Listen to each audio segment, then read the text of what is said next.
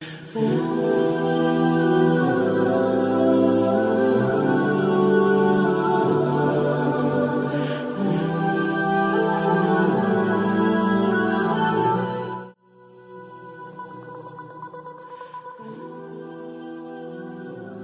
بخاری حدیث نمبر 1۔ حضور اکرم صلی اللہ علیہ وآلہ وسلم کا ارشاد ہے، تمام اعمال کا دار و مدار نیت پر ہے، اور ہر عمل کا نتیجہ ہر انسان کو اس کی نیت کے مطابق ہی ملے گا۔ بس جس کی ہجرت دولت دنیا حاصل کرنے کے لیے ہو یا کسی عورت سے شادی کی غرض سے ہو، بس اس کی ہجرت انہی چیزوں کے لیے ہوگی جن کے حاصل کرنے کی نیت سے اس نے ہجرت کی۔ صحیح بخاری حدیث نمبر 2۔ حضور اکرم صلی اللہ علیہ وآلہ وسلم نے فرمایا کہ وحی نازل ہوتے وقت کبھی مجھ کو گھنٹی کی سی آواز محسوس ہوتی ہے، اور وحی کی یہ کیفیت مجھ پر بہت شاق گزرتی ہے۔ جب یہ کیفیت ختم ہوتی ہے تو میرے دل و دماغ پر اس فرشتے کے ذریعے نازل شدہ وحی محفوظ ہو جاتی ہے، اور کسی وقت ایسا ہوتا ہے کہ فرشتہ بشکل انسان میرے پاس آتا ہے اور مجھ سے کلام کرتا ہے، بس میں اس کا کہا ہوا یاد رکھ لیتا ہوں۔ صحیح بخاری حدیث نمبر 3۔ حضرت صلی اللہ علیہ وآلہ وسلم پر وحی کا ابتدائی دور اچھے سچے پاکیزہ خوابوں سے شروع ہوا۔ آپ خواب میں جو کچھ دیکھتے وہ صبح کی روشنی کی طرح صحیح اور سچا ثابت ہوتا۔ پھر من جانب قدرت آپ تنہائی پسند ہو گئے، اور آپ نے غار حرا میں خلوت نشینی اختیار فرمائی، اور کئی دن اور رات وہاں مسلسل عبادت اور یاد الہی و ذکر میں مشغول رہنے لگے۔ جب تک گھر آنے کو دل نہ چاہتا توشہ ہمراہ لیے ہوئے وہاں رہتے۔ توشہ ختم ہونے پر ہی اہلیہ محترمہ حضرت خدیجہ رضی اللہ تعالی عنہا کے پاس تشریف لاتے، اور کچھ توشہ ہمراہ لے کر پھر وہاں جا کر خلوت گزین ہو جاتے۔ یہی طریقہ جاری رہا یہاں تک کہ آپ پر حق منکشف ہو گیا، اور آپ غار حرا ہی میں قیام پذیر تھے کہ اچانک حضرت جبرائیل علیہ السلام آپ کے پاس حاضر ہوئے اور کہنے لگے کہ اے محمد پڑھو۔ آپ فرماتے ہیں کہ میں نے کہا کہ میں پڑھنا نہیں جانتا۔ آپ صلی اللہ علیہ وسلم فرماتے ہیں کہ فرشتے نے مجھے پکڑ کر اتنے زور سے بھینچا کہ میری طاقت جواب دے گئی، پھر مجھے چھوڑ کر کہا پڑھو۔ میں نے پھر وہی جواب دیا کہ میں پڑھا ہوا نہیں ہوں۔ اس فرشتے نے مجھ کو نہایت ہی زور سے بھینچا کہ مجھ کو سخت تکلیف محسوس ہوئی، پھر اس نے کہا کہ پڑھ۔ میں نے کہا میں پڑھا ہوا نہیں ہوں۔ فرشتے نے تیسری بار مجھ کو پکڑا اور تیسری مرتبہ پھر مجھ کو بھینچا، پھر مجھے چھوڑ دیا اور کہنے لگا کہ پڑھو اپنے رب کے نام کی مدد سے جس نے پیدا کیا اور انسان کو خون کی پھٹکی سے بنایا، پڑھو اور آپ کا رب بہت ہی مہربانیاں کرنے والا ہے۔ بس یہی آیتیں آپ حضرت جبرائیل علیہ السلام سے سن کر اس حال میں غار حرا سے واپس ہوئے کہ آپ کا دل اس انوکھے واقعے سے کانپ رہا تھا۔ آپ حضرت خدیجہ کے ہاں تشریف لائے اور فرمایا کہ مجھے کمبل اوڑھا دو، مجھے کمبل اوڑھا دو۔ لوگوں نے آپ کو کمبل اوڑھا دیا۔ جب آپ کا ڈر جاتا رہا تو آپ نے اپنی زوجہ محترمہ حضرت خدیجہ رضی اللہ تعالی عنہا کو تفصیل کے ساتھ یہ واقعہ سنایا، اور فرمانے لگے کہ مجھ کو اب اپنی جان کا خوف ہو گیا ہے۔ آپ کی اہلیہ محترمہ حضرت خدیجہ رضی اللہ تعالی عنہا نے آپ کی ڈھارس بندھائی اور کہا کہ آپ کا خیال صحیح نہیں ہے، اللہ کی قسم آپ کو اللہ کبھی رسوا نہیں کرے گا۔ آپ تو اخلاق فاضلہ کے مالک ہیں، آپ تو کنبہ پرور ہیں، بے کسوں کا بوجھ اپنے سر پر رکھتے ہیں، مفلسوں کے لیے آپ کماتے ہیں، مہمان نوازی میں آپ بے مثال ہیں، اور مشکل وقت میں آپ امر حق کا ساتھ دیتے ہیں۔ ایسے اوصاف حسنہ والا انسان یوں بے وقت ذلت و خواری کی موت نہیں پا سکتا۔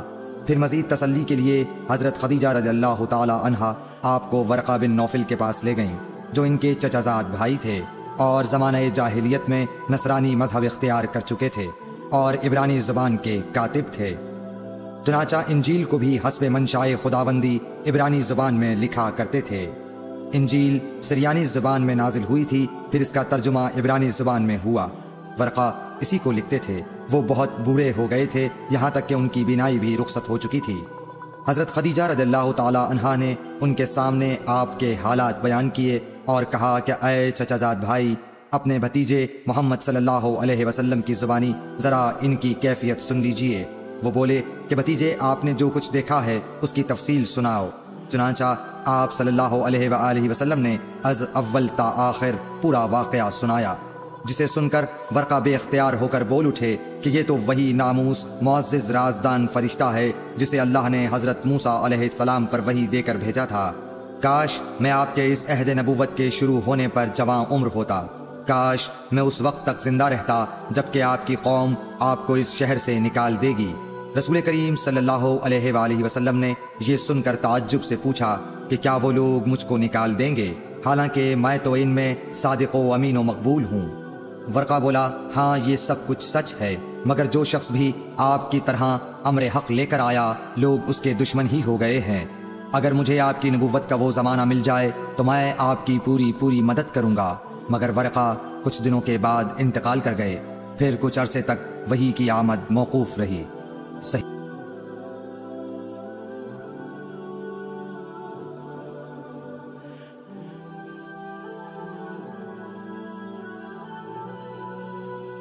صحیح بخاری حدیث نمبر 4۔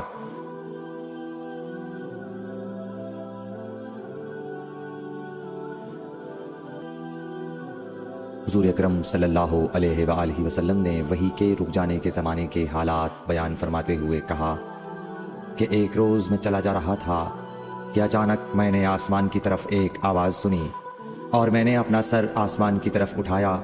کیا دیکھتا ہوں کہ وہی فرشتہ جو میرے پاس غار حرا میں آیا تھا وہ آسمان و زمین کے بیچ میں ایک کرسی پر بیٹھا ہوا ہے۔ میں اس سے ڈر گیا اور گھر آنے پر میں نے پھر کمبل اوڑھنے کی خواہش ظاہر کی۔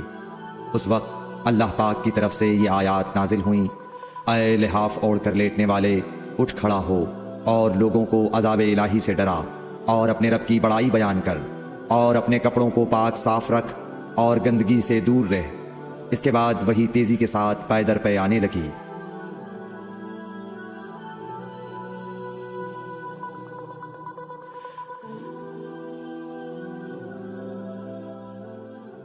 صحیح بخاری حدیث نمبر 5۔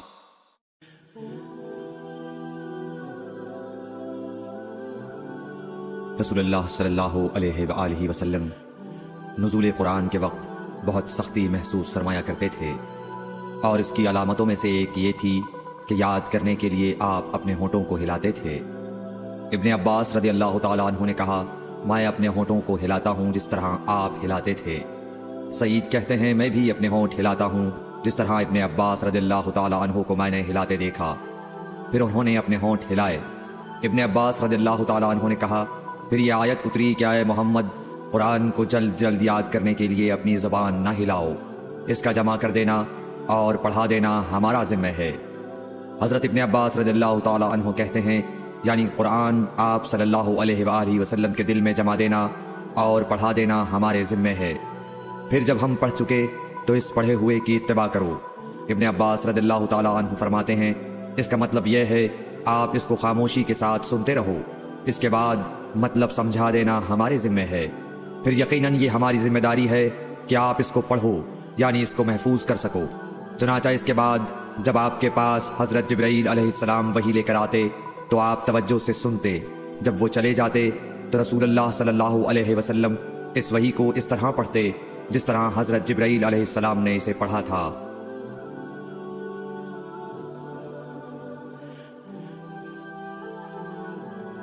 صحیح بخاری حدیث نمبر 6۔ رسول اللہ صلی اللہ علیہ وآلہ وسلم سب لوگوں سے زیادہ جواد سخی تھے، اور رمضان میں دوسرے اوقات کے مقابلے میں جب جبرائیل علیہ السلام آپ صلی اللہ علیہ وآلہ وسلم سے ملتے بہت ہی زیادہ جود و کرم فرماتے۔ جبرائیل علیہ السلام رمضان کی ہر رات میں آپ صلی اللہ علیہ وآلہ وسلم سے ملاقات کرتے اور آپ کے ساتھ قرآن کا دورہ کرتے۔ غرض حضرت صلی اللہ علیہ وآلہ وسلم لوگوں کو بھلائی پہنچانے میں بارش لانے والی ہوا سے بھی زیادہ جود و کرم فرمایا کرتے تھے۔ صحیح بخاری حدیث نمبر 7۔ ہرقل شاہ روم نے قریش کے قافلے میں ایک آدمی بلانے کو بھیجا، اور اس وقت یہ لوگ تجارت کے لیے ملک شام گئے ہوئے تھے، اور یہ وہ زمانہ تھا جب رسول اللہ صلی اللہ علیہ وسلم نے قریش اور ابو سفیان سے ایک وقتی عہد کیا ہوا تھا۔ جب ابو سفیان اور دوسرے لوگ ہرقل کے پاس ایلیا پہنچے جہاں ہرقل نے دربار طلب کیا تھا، اس کے گرد روم کے بڑے بڑے لوگ، علماء، وزراء و امراء بیٹھے ہوئے تھے۔ ہرقل نے ان کو اور اپنے ترجمان کو بلوایا، پھر ان سے پوچھا کہ تم میں سے کون شخص مدعی رسالت کا زیادہ قریبی عزیز ہے؟ ابو سفیان کہتے ہیں کہ میں بول اٹھا کہ میں اس کا سب سے زیادہ قریبی رشتہ دار ہوں۔ یہ سن کر ہرقل نے حکم دیا کہ اس ابو سفیان کو میرے قریب لا کر بٹھاؤ اور اس کے ساتھیوں کو اس کی پیٹھ کے پیچھے بٹھا دو۔ پھر اپنے ترجمان سے کہا کہ ان لوگوں سے کہہ دو کہ میں ابو سفیان سے اس شخص یعنی محمد صلی اللہ علیہ وسلم کے حالات پوچھتا ہوں، اگر یہ مجھ سے کسی بات میں جھوٹ بول دے تو تم اس کا جھوٹ ظاہر کر دینا۔ ابو سفیان کا قول ہے کہ خدا کی قسم اگر مجھے یہ غیرت نہ آتی کہ یہ لوگ مجھ کو جھٹلائیں گے تو میں آپ صلی اللہ علیہ وسلم کی نسبت ضرور غلط گوئی سے کام لیتا۔ خیر، پہلی بات جو ہرقل نے مجھ سے پوچھی وہ یہ کہ اس شخص کا خاندان تم لوگوں میں کیسا ہے؟ میں نے کہا وہ تو بڑے اونچے عالی نسب والے ہیں۔ کہنے لگا اس سے پہلے بھی کسی نے تم لوگوں میں ایسی بات کہی تھی؟ میں نے کہا نہیں۔ کہنے لگا اچھا اس کے بڑوں میں کوئی بادشاہ ہوا ہے؟ میں نے کہا نہیں۔ پھر اس نے کہا بڑے لوگوں نے اس کی پیروی اختیار کی ہے یا کمزوروں نے؟ میں نے کہا نہیں، کمزوروں نے۔ پھر کہنے لگا اس کے تابعدار روز بڑھتے جاتے ہیں یا کوئی ساتھی پھر بھی جاتا ہے؟ میں نے کہا نہیں۔ کہنے لگا کیا اپنے اس دعوی نبوت سے پہلے کبھی کسی بھی موقع پر اس نے جھوٹ بولا ہے؟ میں نے کہا نہیں، اور اب ہماری اس سے صلح کی ایک مقررہ مدت ٹھہری ہوئی ہے، معلوم نہیں وہ اس میں کیا کرنے والا ہے۔ ابو سفیان کہتے ہیں میں اس بات کے سوا اور کوئی جھوٹ اس گفتگو میں شامل نہ کر سکا۔ ہرقل نے کہا کیا تمہاری اس سے کبھی لڑائی بھی ہوئی ہے؟ ہم نے کہا کہ ہاں۔ بولا پھر تمہاری اور اس کی جنگ کا کیا حال ہوتا ہے؟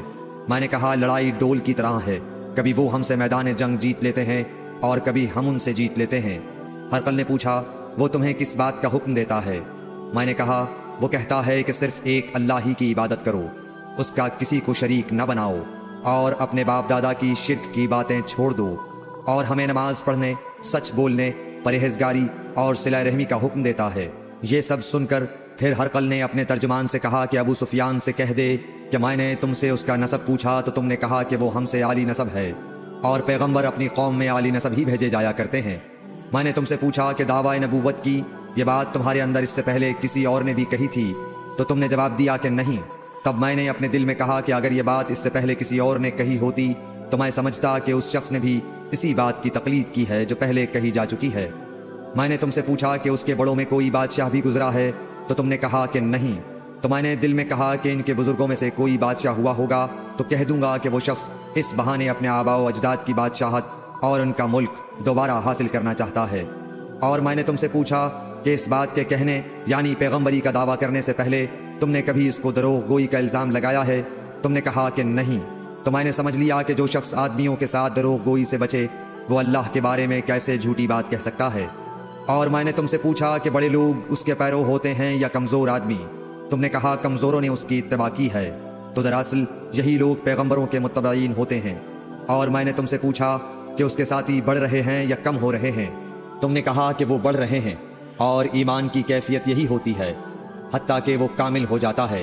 اور میں نے تم سے پوچھا کہ آیا کوئی شخص اس کے دین سے ناخوش ہو کر مرتد بھی ہو جاتا ہے؟ تم نے کہا نہیں۔ تو ایمان کی خاصیت بھی یہی ہے، جن کے دلوں میں اس کی مسرت رچ بس جائے وہ اس سے لوٹا نہیں کرتے۔ اور میں نے تم سے پوچھا کہ آیا وہ کبھی عہد شکنی کرتے ہیں؟ تم نے کہا نہیں۔ پیغمبروں کا یہی حال ہوتا ہے، وہ عہد کی خلاف ورزی نہیں کرتے۔ اور میں نے تم سے کہا کہ وہ تم سے کس چیز کے لیے کہتے ہیں؟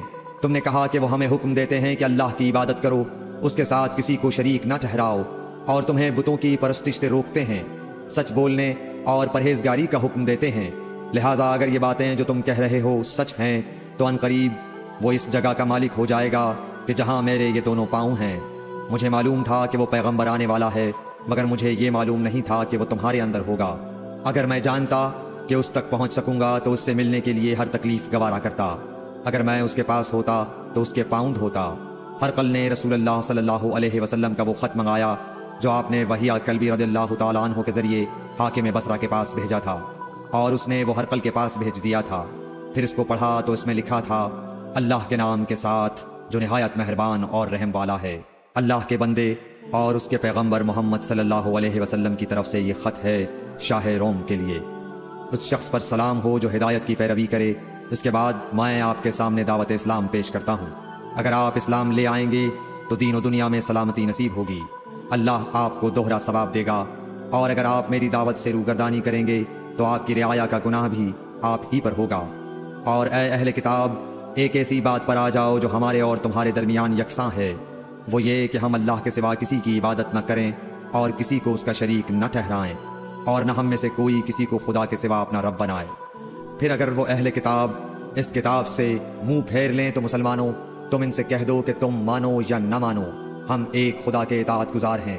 ابو سفیان کہتے ہیں، جب ہرقل نے جو کچھ کہنا تھا کہہ دیا اور خط پڑھ کر فارغ ہوا تو اس کے ارد گرد بہت شور و غوغا ہوا، بہت سی آوازیں اٹھیں اور ہمیں باہر نکال دیا گیا۔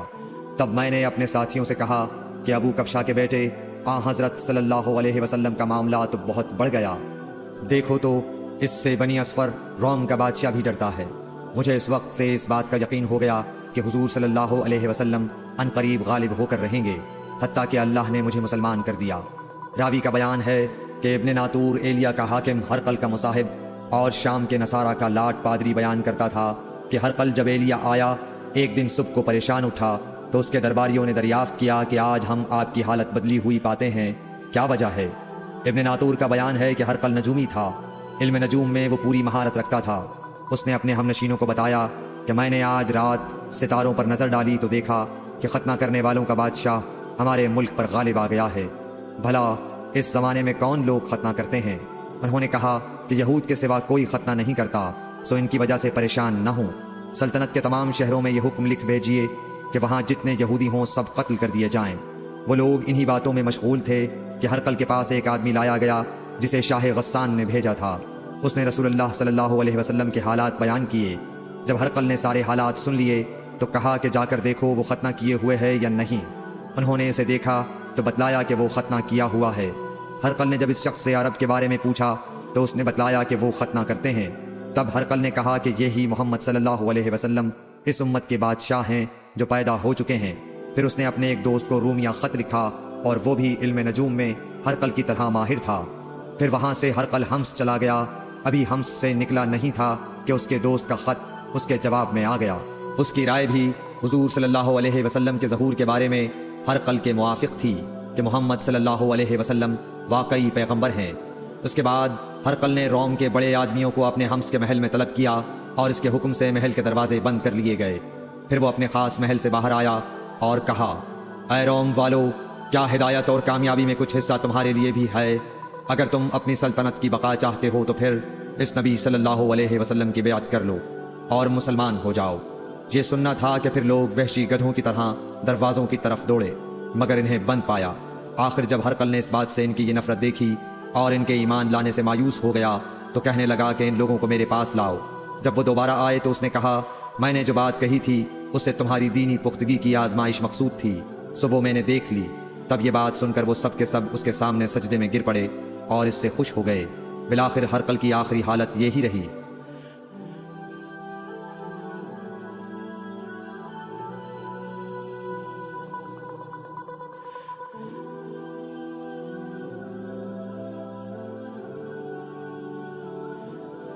صحیح بخاری حدیث نمبر 8۔ رسول اللہ صلی اللہ علیہ وسلم نے فرمایا، اسلام کی بنیاد 5 چیزوں پر قائم کی گئی ہے۔ اول، گواہی دینا کہ اللہ کے سوا کوئی معبود نہیں اور بے شک حضرت محمد صلی اللہ علیہ وسلم اللہ کے سچے رسول ہیں، اور نماز قائم کرنا اور زکوٰۃ ادا کرنا اور حج کرنا اور رمضان کے روزے رکھنا۔ صحیح بخاری حدیث نمبر 9۔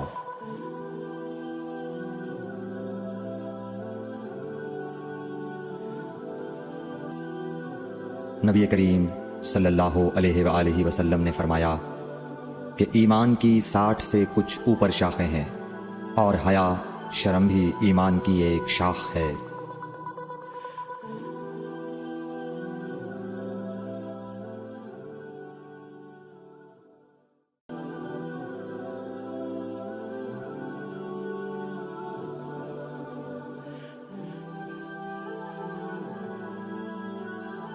صحیح بخاری حدیث نمبر 10۔